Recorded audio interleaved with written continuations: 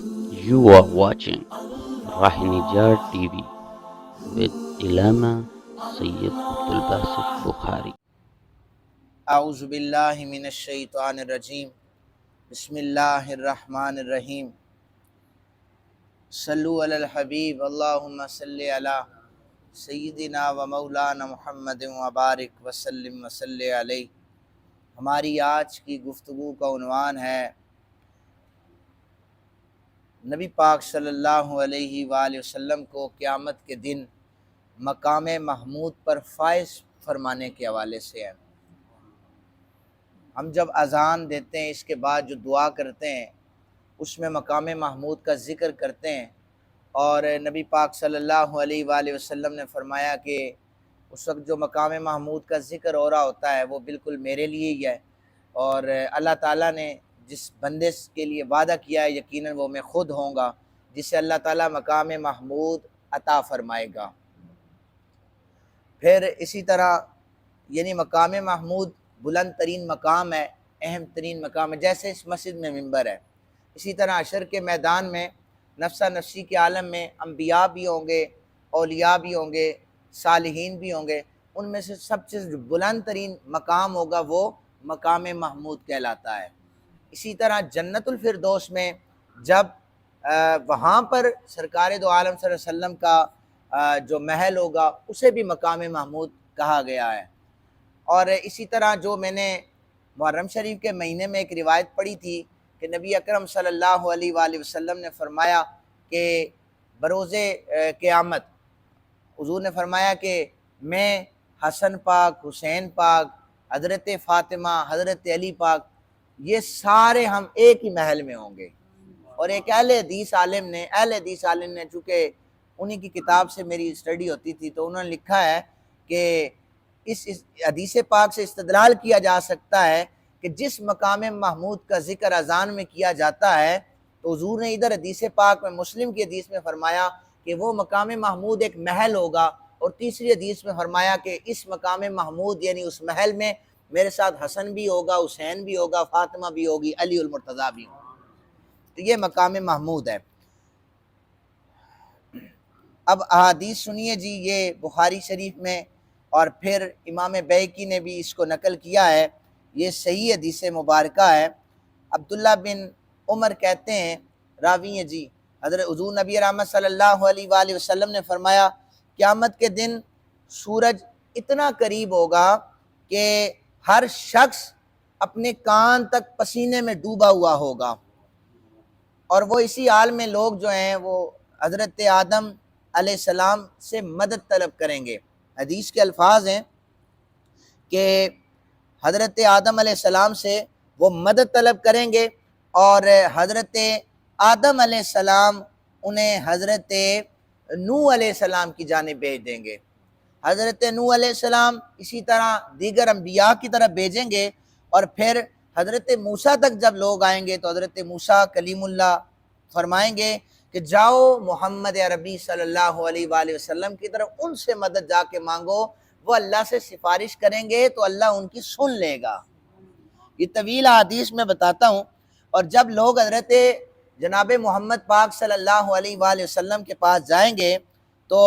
یا خوزہ بحلقۃ الباب، نبی پاک صلی اللہ علیہ وآلہ وسلم جنت کے دروازے کا کنڈا پکڑیں گے، کنڈا پکڑ کر کھٹکھٹائیں گے، اندر سے آواز آئے گی کون ہے؟ حضور فرمائیں گے محمد رسول اللہ صلی اللہ علیہ وآلہ وسلم۔ تو آقا کریم صلی اللہ علیہ وآلہ وسلم کو وہ مقام محمود عطا کیا جائے گا جس پر آپ صلی اللہ علیہ وآلہ وسلم سفارش فرمائیں گے۔ ترمذی شریف میں موجود ہے حدیث حسن کے ساتھ کہ اللہ تعالیٰ نے فرمایا کہ عسیٰ ان یبعثک ربک مقاما محمودا، قرآن حکیم میں یقیناً آپ کا رب آپ کو مقام محمود پر فائز فرمائے گا۔ پھر حدیث مبارکہ ہے ترمذی شریف کی، اور اس کے سارے راوی جو ہیں وہ ثقہ راوی ہیں، یعنی مضبوط ہیں، ان پر کسی قسم کا کوئی تان نہیں ہے، اور حدیث حسن ہے۔ حضرت ابو سعید خدری کہتے ہیں نبی پاک صلی اللہ علیہ وآلہ وسلم نے فرمایا میں قیامت کے دن اولاد آدم کا قائد ہوں گا، اولاد آدم کا قائد ہوں گا، لیکن مجھے اس پر کوئی فخر نہیں ہے، مجھے اس پر کوئی فخر نہیں ہے۔ فرمایا حمد کا جھنڈا میرے ہاتھ میں ہوگا اور مجھے اس پر بھی کوئی فخر نہیں ہے۔ آقا کریم صلی اللہ علیہ وسلم چیزیں بتا رہے ہیں، سمجھنے والا سمجھ جاتا ہے نا کہ حضور بتا رہے ہیں کہ جھنڈا بھی میرے ہاتھ میں ہوگا، اولاد آدم کا قائد میں ہوں گا اور سب کا سردار بھی میں ہوں، لیکن فخر نہیں کرتا۔ یہ سمجھنے والوں کو بتا رہے ہیں کہ کوئی فخر نہیں ہے، لیکن چیزیں ساری حضور گنوا رہے ہیں ساتھ ساتھ۔ آقا کریم صلی اللہ علیہ وآلہ وسلم نے فرمایا کہ حضرت آدم اور ان کے علاوہ سارے لوگ اس دن میرے ہی جھنڈے کے نیچے ہوں گے اور مجھے اس پر بھی فخر نہیں ہے۔ فرمایا میں ہی وہ شخص ہوں جس کی قبر سب سے پہلے کھولی جائے گی، مجھے اس پر بھی فخر نہیں ہے۔ حضور نے فرمایا لوگ 3 بار گھبرا کر حضرت آدم کے پاس چلے جائیں گے، عرض کریں گے آپ ہمارے باپ ہیں، انت ابونا، آپ ہمارے باپ ہیں، فشفع لنا الی ربک، اپنے اللہ سے ہمارے لیے شفاعت کریں۔ فیقول انی اذنبت ذنبا احبطت منہ الی الارض، حضرت آدم علیہ السلام کہیں گے میں درخت کے پاس گیا تھا جس کی وجہ سے مجھے زمین پر بھیجا گیا ہے، میں سفارش نہیں کر سکتا، جاؤ نوح علیہ السلام کی طرف۔ وَلَٰكِنِتُ نُوحًا فَيَأْتُونَ نُوحًا، لوگ حضرت نوح علیہ السلام کے پاس آئیں گے، کہیں گے کہ اے نوح آپ ہمارے لیے کوئی سفارش کر دیں۔ حضرت نوح علیہ السلام کہیں گے میں نے اللہ سے ایک دعا مانگی تھی لوگ ہلاک ہو جائے، طوفان آیا تھا سارے ہلاک ہو گئے تھے، میں سفارش نہیں کر سکتا۔ وہ کہیں گے جاؤ حضرت خلیل اللہ کے پاس، حضرت ابراہیم خلیل اللہ کے پاس، لوگ وہاں پر آئیں گے، حضرت ابراہیم کہیں گے کہ میں نے 3 مرتبہ بظاہر، یہ حدیث پاک کے الفاظ ہیں کہ میں نے 3 مرتبہ بظاہر خلاف واقعہ بات کہی، وہ موجود ہیں حدیث میں۔ تو آپ فرماتے ہیں کہ وہ دین الہی کو بچانے کے لیے میں نے ایک ہیلا کیا تھا، اس لیے سفارش میں بھی نہیں کروں گا، جاؤ حضرت کلیم اللہ کے پاس۔ حضرت موسیٰ کے پاس لوگ آئیں گے، وہ کہیں گے میں نے ایک آدمی کو قتل کیا ہوا تھا، اس لیے میں آپ کے لیے سفارش نہیں کر سکتا، جاؤ حضرت عیسیٰ کے پاس۔ حضرت عیسیٰ کی خدمت میں حاضر ہوں گے، حضرت عیسیٰ کہیں گے میرے پاس سفارش لے کے آتے ہو، مجھے تو لوگوں نے اللہ کا بیٹا کہا ہے، اس لیے میں بھی سفارش نہیں کر سکتا، جاؤ ولیکن تو محمد، لیکن تم محمد عربی صلی اللہ علیہ وآلہ وسلم کے پاس جاؤ، لوگ آقا کریم صلی اللہ علیہ وسلم کی خدمت میں حاضر ہو جائیں گے۔ گناہ گار جو محشر میں فریاد کریں گے آیا ہوں میں آیا ہوں، میرے سرکار کہیں گے، سر ہوگا سجدے میں تو کھل جائیں گی زلفیں، امت کی بخشش کا وہ اصرار کریں گے۔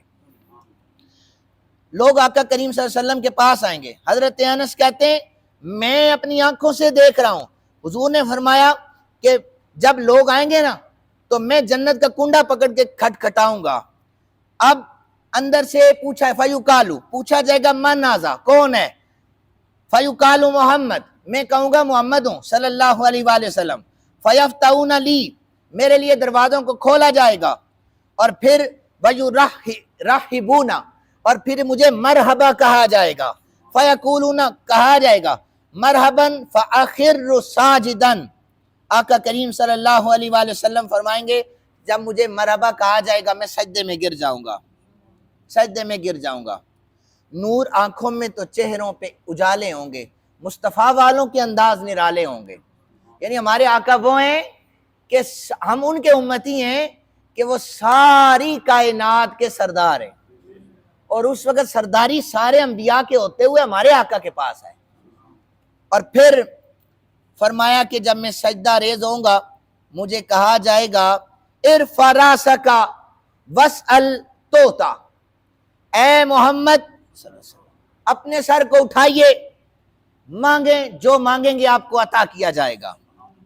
حشر کے دن میرے اعمال جو کالے ہوں گے سب کے سب تیری رحمت کے حوالے ہوں گے۔ پوچھا دوزخ نے یا رب گناہگاریں کہاں؟ ذات حق بولی وہ تو محمد نے سنبھالے ہوں گے۔